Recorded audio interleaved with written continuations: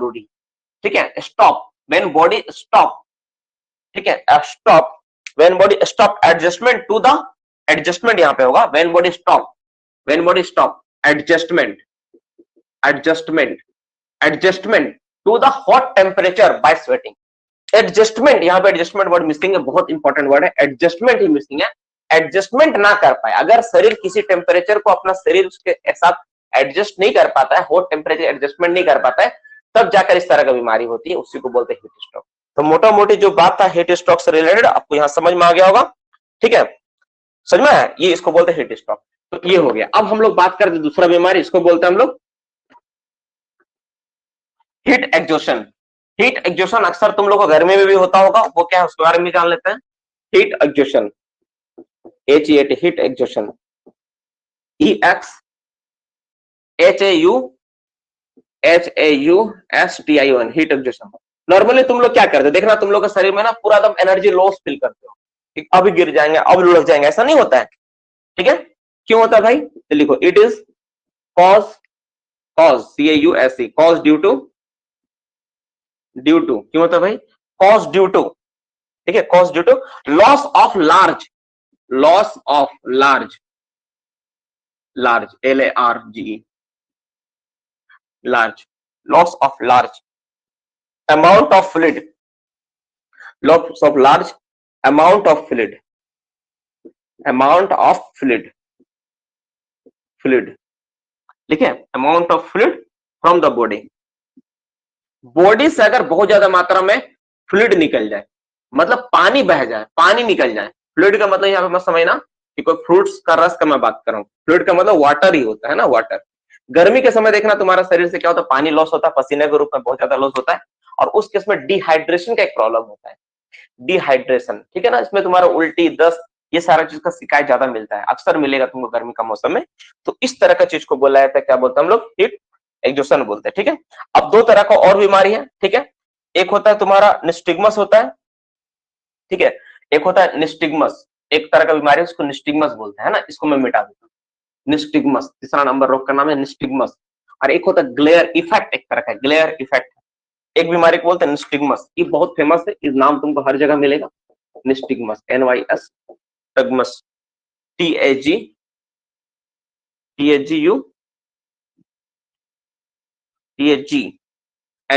ठीक है, निस्टिग्मस। ये क्या होता है, ये तभी बीमारी होती है किसी को due to working in insufficient light, due to working in insufficient light, insufficient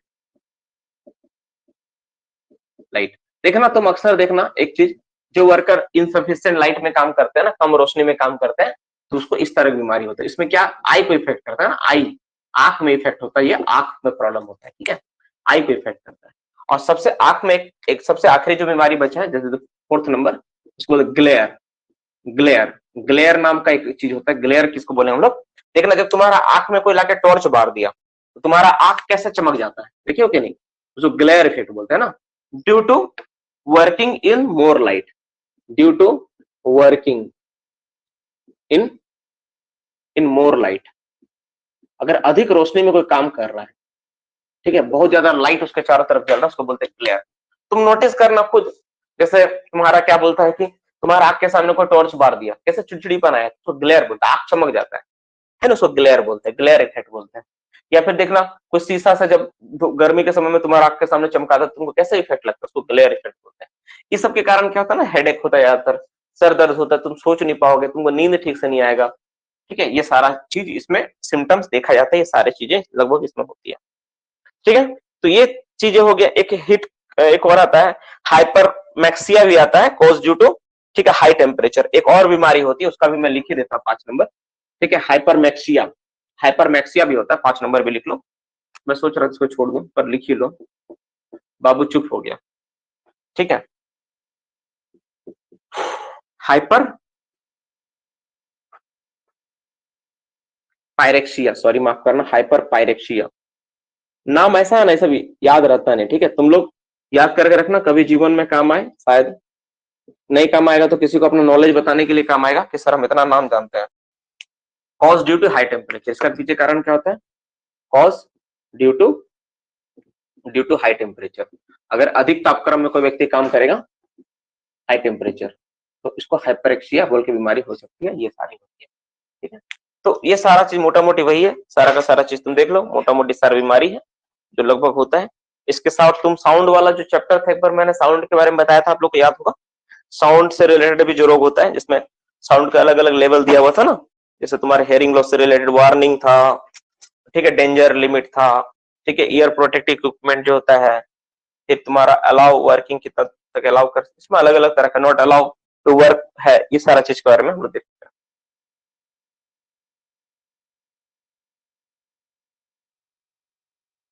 चलो, तो मोटा मोटी हो गया इसके बारे में, साउंड वाला हम लोग होगा तो कर लेंगे क्लास में। तो ये सारा का सारा चीज था आज का टॉपिक, सिर्फ डिजीज डिजीज डिजीज, 2 क्लास हम लोग पूरा का पूरा डिजीज डिजीज बीमारी बीमारी ही पढ़े हैं। ठीक है, बीमारी क्या होता है नहीं होता है, ठीक है, ऐसा बीमारी पड़ेगी अब हमको बीमारी ऐसा लगा। देखो, तो बीमारी के बारे में हम लोग क्या क्या देखे नहीं समझे, तो हम लोग सारा का सारा बीमारी से रिलेटेड जो भी था, देखो जो माइंस रूल में पढ़ाए थे वो मेडिकल एग्जामिनेशन था, वो मेडिकल जांच होता है, वो वर्कर का करना ही होता है। और जो आज तुम लोग पढ़ा है ना, वो क्या था, वो माइंस का इंस्पेक्टर आके जांच करेगा। दोनों में अंतर है ना, दोनों में अंतर। नोटिफाइंग डिजीज तो बीमारी है, यही है बीमारी है, वो नाम है बीमारी का। ठीक है, समझ में आया? तो ये सारी चीजें, ठीक है, तो मोटा मोटी आपको समझ में आ गया होगा। कुछ रोग के बारे में देख लिया। हाँ, हिट क्रैम्प भी है, एकदम है, हिट क्रैम्प भी बोलकर होता है। कौन सवाल पूछ रहा विवेक? हिट क्रैम्प भी बोलकर होता है।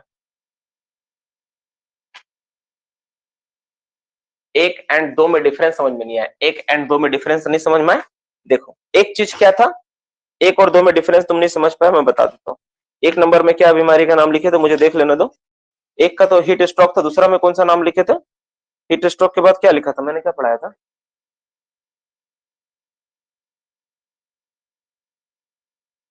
हीट एक्सॉशन, हाँ समझ गया। देखो, हीट स्ट्रोक मतलब क्या हो गया, शरीर में हीट बाहर नहीं निकल पा रहा। सुनो, हीट आके जमा हो रहा है, ठीक है, हीट ट्रैप्ड हो रहा है, हीट बॉडी जो है हीट के साथ अपने आप को एडजस्ट नहीं कर पा रही। इस बात को समझो। जब देखो हम लोग का शरीर क्या होता है, जब शरीर गर्म है तो शरीर क्या करती है, हीट को निकाल के टेम्परेचर, एटमोस्फेयर के साथ एडजस्ट करती है। एटमोस्फेयर अगर ठंडा है तो हम लोग स्वेटर पहन लेते हैं, क्यों पहन लेते हैं? ताकि हीट बाहर ना निकले। हमारा हीट, हमारा जो बॉडी है उसका एक टेम्परेचर है, उससे कम नहीं होना चाहिए, उससे और एक टेम्परेचर से ज्यादा भी नहीं होना चाहिए, दोनों बातें। अगर टेम्परेचर ज्यादा हो रहा शरीर में तो क्या होगा, शरीर उस चीज को निकालेगी, और कम हो रहा था शरीर चाहेगी कि एब्जॉर्ब करके रखे। दोनों बात समझना, ठीक है। और वो जो था तुम्हारा, क्या एक वर्ड बोले यार, बोल रहे हैं एक्जोशन। और हीट एक्जोशन में क्या था, उसमें बॉडी से पानी निकल जा रहा है, पानी तुम स्वेटिंग के रूप में निकाल दे रहे हो। दोनों में मैं एक लाइन में समझा देता हूँ। जैसे देखो, सपोज इमेजिन करो, जैसे तुम्हारा बॉडी में हीट जमा हुआ, ठीक है, हीट जमा हो गया और हीट जमा होने के बाद निकल नहीं पा रहा है। तुम कुछ काम किए जिससे शरीर में पूरा हीट जमा, तो तुम सोचो ना, गर्मी के दिन में तुमको कंबल उम्बल उड़ा के तुमको रख दे, एक रूम में बंद कर रहे थे, तुम्हारा क्या हालत बनेगा उस कंडीशन में? वो हो गया हीट स्ट्रोक। ठीक है, गर्मी के दिन में रूम में बंद करके कंबल उम्बल उड़ा के तुमको रख दिया जाए, that is called heat stroke. अब एक कंडीशन क्या हो सकता है, तुमको गर्मी का मौसम में भूखे प्यासे रेगिस्तान में छोड़ दिया जाए, वो हो गया जिसके कारण तुम्हारा शरीर से पूरा डिहाइड्रेट हो जाएगा, पानी लास्ट में तुम लड़खड़ा के तुमको बेहोशी जैसा के गिर जाओगे, वो हो गया हीट एक्सॉशन। दोनों में ये अंतर है, एक में बॉडी में हीट जमा हो रहा है, एक बॉडी से पानी बह जा रहा है। ठीक है, ये दोनों में अंतर है। चलो,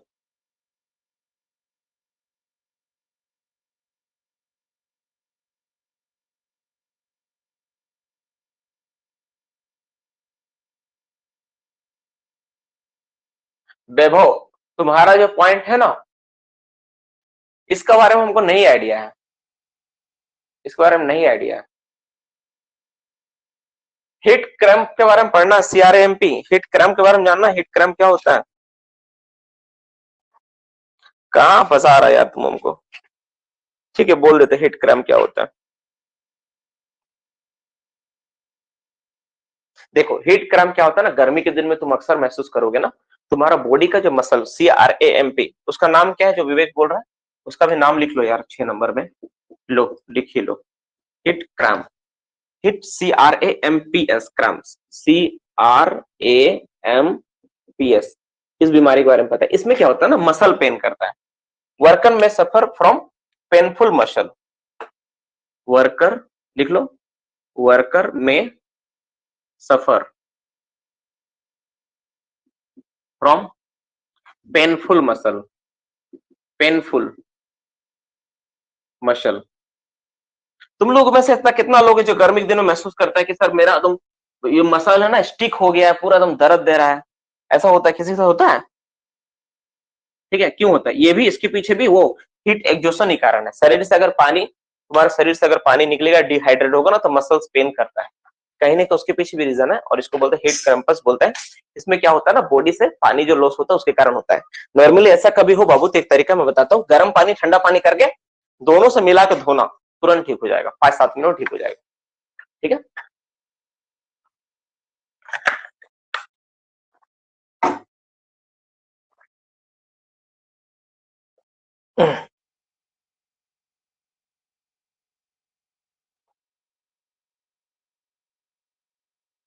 ठीक है, पानी निकलने कारण होते हैं। 6 नंबर नहीं समझ में आया? देखो, हीट क्रैम्पस बोलते हैं सब लोग, जब वर्कर, इसमें क्या होता है ना, पेनफुल मसल, ठीक है, मसल्स ना पेनफुल हो जाता है। MUS, अरे मसल का स्पेलिंग में गलत लिख दिया। MUS, मसल का स्पेलिंग होगा MUS, ठीक है, मसल MUSCLES, मसल्स, ठीक है, L हुआ LES, पेनफुल मसल्स। जैसे क्या होता है देखना, तुम्हारा शरीर में भी, तुम कभी दौड़े हो, कहीं भी चले हो, कहीं वॉक वॉक करते हो, तो क्या देखते हो, तुम्हारा शरीर का जो पैर के नीचे जो मसल्स है ना, जांग के जस्ट नीचे वाला मसल्स या जांग के पास मसल बहुत पेन करते हैं। क्यों होता है? क्योंकि शरीर से पानी क्या होता है, लॉस होता है, लेकिन जो सॉल्ट होता है, सॉल्ट नहीं निकल पाती है। नॉर्मली केस में क्या होता है, पानी और सॉल्ट दोनों निकलता है एक साथ शरीर से, स्वेटिंग स्वेटिंग के माध्यम से। लेकिन केवल पानी निकले, सॉल्ट ना निकले, तो सॉल्ट क्या होगा, वहां पे जमा रहेगा, उसके कारण वो पेन करता है। उस केस में क्या होता है, सॉल्ट, उस केस में हम लोग अगर पानी उस जगह पे अगर हम लोग गर्म ठंडा पानी दोनों से अगर सेक करोगे ना, तो जल्दी ठीक हो जाएगा। मैं कोई डॉक्टर नहीं हूँ यार, ऐसा तुम लोग मत सोचना मेरे बारे में कि सर इतना सब चीज के बारे में कैसे बताते हैं। डॉक्टर नहीं, मैं जस्ट पढ़ा हूँ, समझा हूँ, कुछ लोग बोलते हुए देखा हूँ, ध्यान में रहा है, वही मैं बता रहा हूँ। ठीक है, कोई स्पेशलिस्ट नहीं हूँ सब चीजों के बारे में, वो सब चीजें नहीं है। बस बेसिक मेरा आइडिया है कि हाँ ये चीजें होती है, ये चीजें ऐसा कारण है, इस कारण से हीट फ्लो होता है, इसको हीट बोलते हैं, ये हीट का फॉर्मूला होता है, जूल फ्लो ये है, सारा चीज के बारे में ये सब बेसिक आइडिया। चलो, तो मोटा मोटी पार्ट था बीमारी से रिलेटेड, सारा बीमारी सारा रोग आज खत्म हुआ। ठीक है, अब हम लोग का नेक्स्ट टॉपिक जो है, कुछ टॉपिक माइंड सेट में जो बचा हुआ पार्ट नहीं है, कुछ टॉपिक है ऐसा भी बचा हुआ, नो डाउट है। तो कल हम लोग क्लास में तय रहा कि कल हम लोग DGMS एग्जामिनेशन हो, यूपीपीएससी माइंस इंस्पेक्टर का एग्जामिनेशन हो, उसके रिगार्डिंग तैयारी पे ध्यान देंगे। मुझे दबाव मत बनाओ, मैं आप सबसे रिक्वेस्ट करूंगा कि सर सर्वे पढ़ाइए, आप ये पढ़ाइए, जितना आपको फिक्र है ना अपना जॉब के बारे में। एक चीज और मैं आपको बता देता हूँ, देखो, ये महीना का कुछ दिन और बीत जाने दो, जरूरत पड़ेगा तो 2-2 क्लास भी मैं आप लोगों को अलग से दे दूंगा, कि आप अलग से सिर्फ 2 क्लास केवल DGMS के एग्जामिनेशन के लिए हो, यूपीपीएससी के एग्जामिनेशन के लिए हो, आप अपना सिर्फ फोकस रखना, मैं जरूर आपको अलग से टाइम देके भी करवा दूंगा। ठीक है, जितना हो पाए, लेकिन मेरे ऊपर दबाव मत बनाओ, सिलेबस कंप्लीट नहीं हो पाएगा, ये एकदम निश्चिंत बात है। जो आपका सिलेबस है बाबू, माइंस इंस्पेक्टर का जो सिलेबस है ना, आप शायद देखे हो कि नहीं देखे हो, ध्यान से पता नहीं, सिलेबस कंप्लीट होगा, वो पूरा मेरा कोर्स पूरा 9 महीने का है, तुम सोचो। ठीक है, और उसका जो सिलेबस है वो ऑल इंडिया का सिलेबस का भी मतलब फादर है, बाप है वो। सिंपल बात है, रियलिटी है यार, बाप है वो, सब चीज में दे दिया है, ऐसा कुछ नहीं जो छोड़ा है। ठीक है, तो पॉसिबल ही नहीं कि सिलेबस को कंप्लीट किया जाए, अभी 6 महीना, अभी तो हम लोग जून से स्टार्ट किया, 6 महीना के आसपास भी, अभी तो 4 महीना समथिंग हुआ है, 5 महीना हम लोग क्लास का हुआ है। 5 महीने में कैसे कवर अप होगा, 4 महीना 5 महीने में कैसे कवर अप होगा? स्वाभाविक है बात है कि पॉसिबल नहीं। तो हम लोग कोशिश करेंगे जितना बेस्ट हो सकता है तैयारी वो किया जाए, है ना, बिना सिलेबस को कवर करवाए अलग से जितना हो सके वो पढ़ाया जाए। और बाकी चीजें जो सिलेबस का पार्ट रहेगा, तुम लोग तो पढ़ तो रहे हैं, क्लास रेगुलर बेसिस तो क्लास चल रही है, इसमें होगा।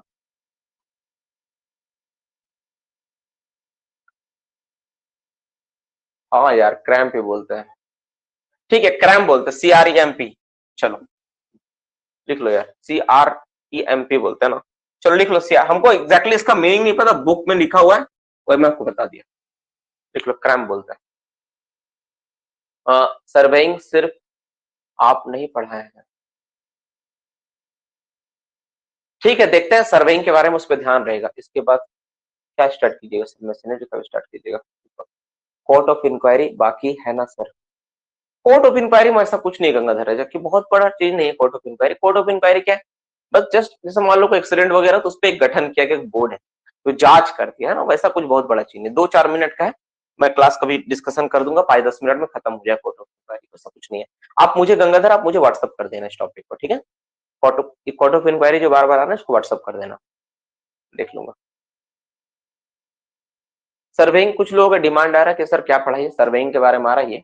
देखो चैप्टर जो पढ़ाना ना मैं डिसाइड कर लूंगा कि आप लोग के लिए बेहतर होगा, कौन सा चैप्टर पढ़ना ज्यादा अच्छा रहेगा, तो देखता हूँ। अच्छा सर्वेइंग के बाद एक चीज का डिमांड जैसा आया, एक डिमांड आया, एक सर्वेइंग को लेकर डिमांड आया, ठीक है। और क्या डिमांड आया किसी का, रुको एक चीज का डिमांड क्या है चैप्टर, और किसका क्या डिमांड है यार सर्वेइंग के अलावा। डिमांड देखते तुम लोग क्या है बताओ तो, एक वोट करवा लेता हूँ सवाल। अच्छा रुको, डिमांड को बाद में लेंगे, सुनो डिमांड को बाद में लेंगे, ठीक है, डिमांड को बाद में लेंगे। पहले एक बात बताओ कि तुम लोग का डाउट क्या है, डाउट वाला पहले पूछो तो, डाउट क्या है।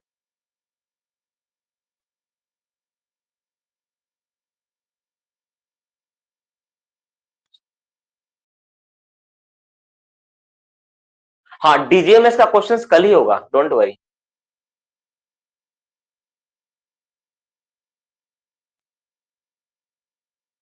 डिमांड है सर पिज्जा खाने का, मन कर रहा है, आओ खिलाता हूँ तुमको पिज्जा।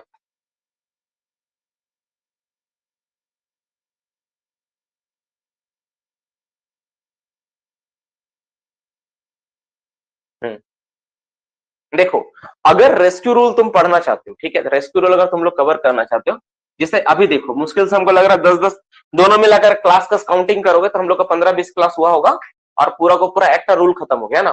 तो अगर तुम और मुझे 7 क्लास दे देते हो, 7 क्लास, 7 डे नहीं मैं बोल रहा हूँ, 7 क्लास में बोल रहा हूँ, ध्यान सुनो, 7 क्लास अगर दे दोगे तो पूरा रेस्क्यू रूल भी खत्म हो जाएगा, रूल रेस्क्यू रूल एक्ट खत्म हो जाएगा। अगर 7 डेज दिए तो सर आपके पास 7 डेज का टाइम हम और मांग रहे हैं, ठीक है हम दे दिए, आप इसको भी खत्म कर दिए, लगे हाथ इससे भी हम लोग छुटकारा पा लेते। अगर तुम 7 डेज का टाइम दे पाए तो 7 क्लास रेस्क्यू रूल को थोड़ा डिटेल्स में पढ़ाऊंगा। एक्चुअली रेस्क्यू रूल पढ़ाने में रियलिटी ईमानदारी से बताओ तो 4 क्लास लगेगा, 4 से 5 क्लास लगेगा, 5 क्लास लगेगा, 2 क्लास चाहिए उसके साथ अलग से कुछ पढ़ाना पड़ेगा। रेस्क्यू ऑपरेटर्स जिसमें बीजी 174 रिवाइविंग ऑपरेटर्स जो होता है आपका, सेल्फ कंटेंट सेल्फ रेस्क्यूअर होता है, उस सब के बारे में डिटेल्स में बताना पड़ेगा। ध्यान समझना, अगर जैसे मान लो अगर सिर्फ हम रेस्क्यू रूल पढ़ाएं, ठीक है ना, तो रेस्क्यू रूल अगर रेस्क्यू रूल बोलोगे ना तो मुझे 5 क्लास लगे, 5 क्लास में पूरा रेस्क्यू रूल खत्म हो जाएगा। कितना पन्ना का बुक है यार, 20-25 पन्ना है, 5 क्लास इनफ है, 4 क्लास से 5 क्लास इनफ है। 2 क्लास इसलिए मांग रहा हूं मुझे, प्लस 2 क्लास इसलिए क्योंकि वो जो तुम्हारा जो बीजी 174 तुम्हारा रेस्क्यू ऑपरेटर्स जो है ना, रिवाइविंग ऑपरेटर्स, उसके बारे में रेस्क्यू रूल में नहीं है। रेस्क्यू रूल में सिर्फ रेस्क्यू रूल कैसे रेस्क्यू करना वो दिया हुआ है, उसको अलग से क्लास करना पड़ेगा, इसलिए 2 क्लास उसमें लगेगा लगभग। तो टोटल 7 क्लास लगेगा, गिन के 7 क्लास में पूरा का पूरा ये रेस्क्यू रूल भी खत्म हो जाएगा। तो देखता हूँ, मेरे हिसाब से पहले इसको कर ले तो ज्यादा अच्छा है, और नहीं तो टेस्ट चेंज करने के लिए कि सर इतना रूल रेगुलेशन चल रहा है, कुछ अलग पढ़ना चाहते हो तो डिसाइड कर लेंगे हम लोग, ठीक है, उसको बारे में चर्चा हो जाएगा। ठीक है, चलो आप लोगों को कोई सवाल रहा नहीं, सबसे अच्छा बात यही है। हाँ सर आप एबी में हीरो लग रहे हैं, और ऐसे सर आप उतना ही पढ़ाइए जितना एग्जाम, हाँ सही बात, उस चीज को मैं ध्यान में रखे, सेंट्रल गवर्नमेंट ऑनर क्यों अपॉइंट करता है ऑनर।